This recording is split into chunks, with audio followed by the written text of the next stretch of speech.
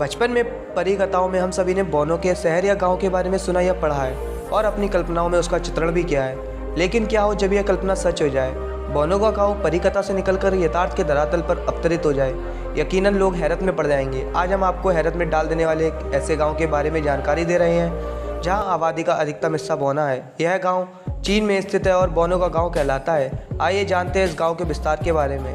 यह गाँव चीन के सिचुआन प्रांत के दक्षिणी पश्चिम कोने पर यांगसी गांव नामक गांव में स्थित है। यह गांव चावल के खेत और पहाड़ों से घिरा हुआ है। वैसे तो देखा जाए तो यह अन्य गांव की तरह ही है, लेकिन जो इसे खास बनाती है यह है लोगों की ऊंचाई। यहाँ की आधे की अधिक लंबाई 2 फीट 1 इंच से लेकर 3 फीट 10 इंच तक है। हर परिवार में आपको इस ऊंचाई के लोग देखने को मिल जाएंगे। यही कारण है कि चीन का यह गाँव बौनों का गाँव कहलाता है। जी हाँ दोस्तों, यह गाँव काफ़ी लंबे समय तक दुनिया की नज़रों से छुपा रहा। यहाँ पहली बार बौना देखने की बात सामने आई तो एक अंग्रेज वैज्ञानिक ने यहाँ बौना देखने की बात रखी, लेकिन इस बात की आधिकारिक पुष्टि हो गई थी। यहाँ जन्म लेने वाले प्रत्येक 20,000 बच्चों में एक बौना होता है। ऐसा क्यों होता है, इसका कारण कोई नहीं जानता।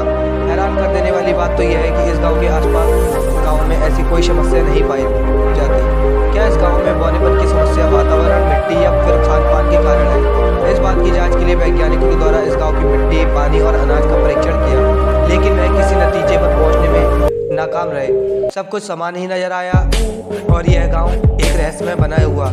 विज्ञान की तरफ से तो इस गांव में होने वाले बौनेपन की समस्या का कोई कारण सामने नहीं आ सका, लेकिन यहाँ रहने वाले लोग इस समस्या की उत्पत्ति के अलग अलग कारक गिनाते हैं। एक वर्णन के अनुसार द्वितीय विश्व युद्ध के दौरान जापान के द्वारा कोई रहस्यमयी जहरीली गैस के द्वारा हमला किया गया, जिसके फलस्वरूप आज इस गाँव के शारीरिक तौर पर अविकसित लोग पैदा होते हैं। हालांकि इसका कोई प्रमाण नहीं है कि जापान के इस क्षेत्र ने हमला करने की कोशिश की थी। यहाँ के बड़े बुजुर्गों का कहना है कि पहले इस गांव में कोई समस्या नहीं थी, लेकिन किसी रहस्यमय बीमारी के कारण यहाँ बच्चे 4 या 7 साल के बाद ऊंचाई में बढ़ना बंद हो गए। साथ ही अन्य साइड इफेक्ट भी उनमें देखे जाने लगे, जैसे गंजापन, हाथ पैर में दर्द, शरीर पर चकत्ते आदि। इस बात की पुष्टि के लिए यहाँ के लोगों का शारीरिक परीक्षण किया गया, लेकिन उनमें भी ऐसी कोई बीमारी का पता नहीं चला।